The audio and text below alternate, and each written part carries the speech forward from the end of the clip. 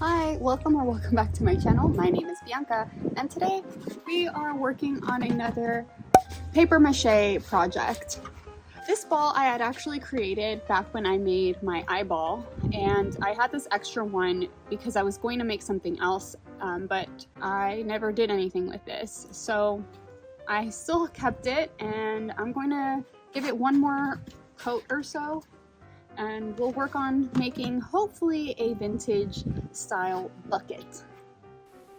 I'm going to link the video of my eyeball in a card above, but basically what I do is I cover some plastic balls. I will also put a link to the balls that I use so that you can purchase them if you'd like. But what I'm doing here is I'm using a thick paper, dipping it in a mixture of water and glue, and covering my structure. Next thing I want to do is create paper clay. And I've watched some videos from the Ultimate Paper Mache where they use toilet paper, but something about that doesn't feel right with me anymore after 2020, so I'm gonna use what I have. And I always get these weekly ads for the grocery store. I always save these up because I know I'm gonna use them for paper mache eventually, and that's what I cover my ball at the beginning, and thankfully I had more so I can make this clay. What I do here is just rip it up into my little bucket. Then I'm going to fill it up with some water for it to soak and be nice and soft. But I had a little helper here who was interested in what I was doing, and as I was letting it soak overnight, I realized that there were some pieces of paper on the floor. I wonder who was dipping their paws in my mixture. I went on Facebook Marketplace to look for a blender, but an emulsion blender seemed a lot better for me because it's easier to store. And I started mixing this up, the paper and the water. I had let this mixture soak, I think it was 2 nights, so that it'll make it nice and soft. Once I was done mixing it, I have to squeeze out the water. I just use a regular t-shirt to start squeezing out the excess water, but not too much, because that's what Johnny says in the Ultimate Paper Mache, so I'm gonna listen to her, because she knows what she's doing. I was doing it in these little batches, but then I realized I could just toss the entire thing into the shirt and squeeze it that way, and that's what I ended up doing. I didn't have time to be squeezing at little batches like this.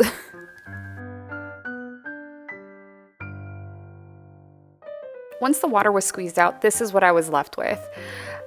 It's not a lot, but that's okay for my first batch. I added a little bit of flour and some glue to my mixture and started mixing this with my blender with like the whisk attachment, but I didn't feel like it was doing that great of a job in mixing, so I started hand kneading it. And don't worry about this flour. This flour is actually like old expired wheat flour that I have because for some reason I never threw it out, but thankfully it's gonna work as my paper mache flour going forward.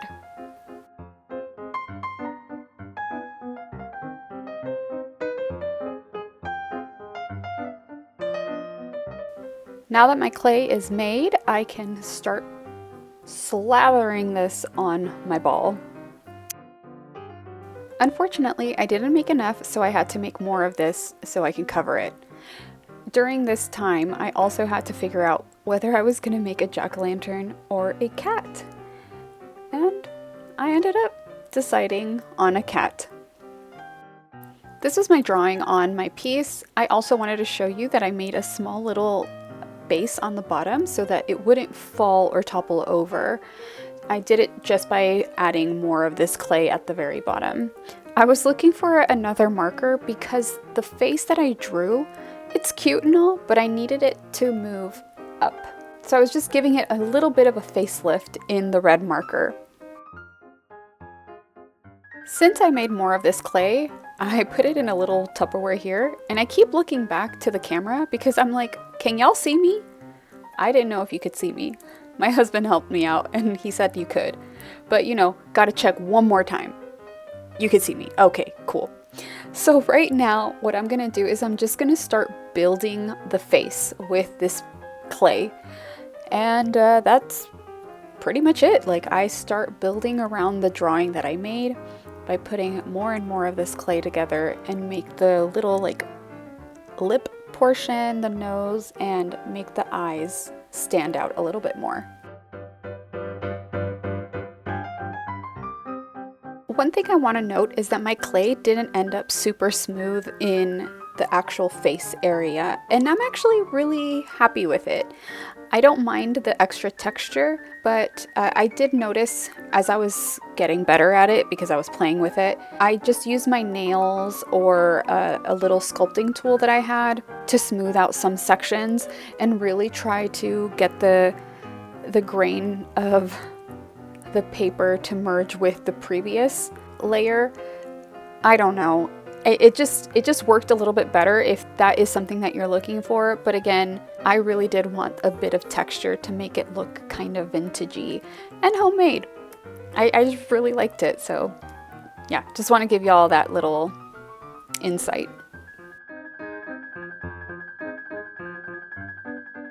I honestly could have worked on this for a really long time, but I needed to make sure that it wasn't going to topple over and be heavy in the front. So I worked in stages, and here I am making just the face and the 2 ears. And once I was done with this section, I let it dry for I believe it was a day, and then I worked on covering the back because it was getting a little heavy in the front. This is what it looks like after I covered it completely and let it dry for a few days. What I'm going to do now is cut this top section that I never covered with the clay, because this is going to be the opening of my bucket. Please be careful when you are cutting this. I am using a box cutter, but please be safe and ask for help if you need it.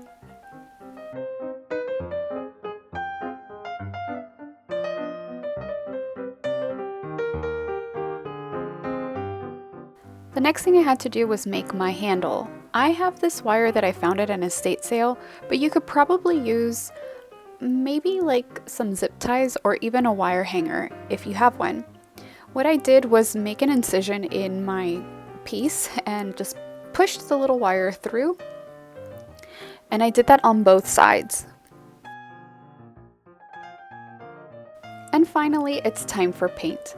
I grabbed some black and orange paint from the hardware store.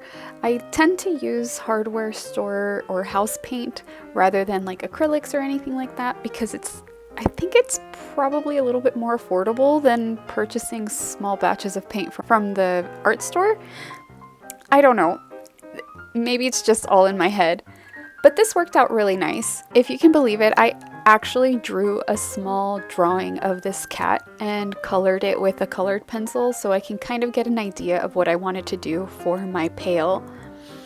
It really did help out quite a bit.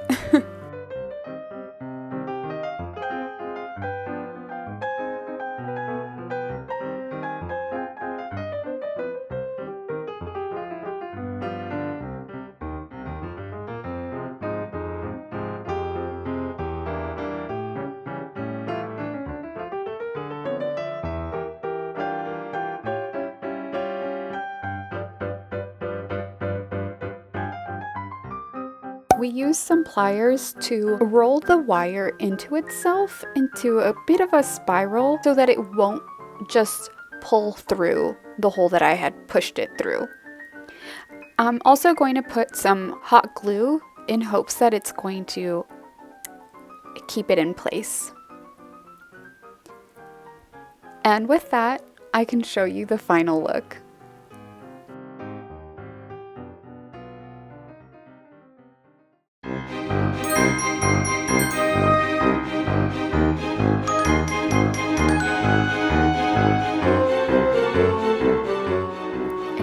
Is the final look.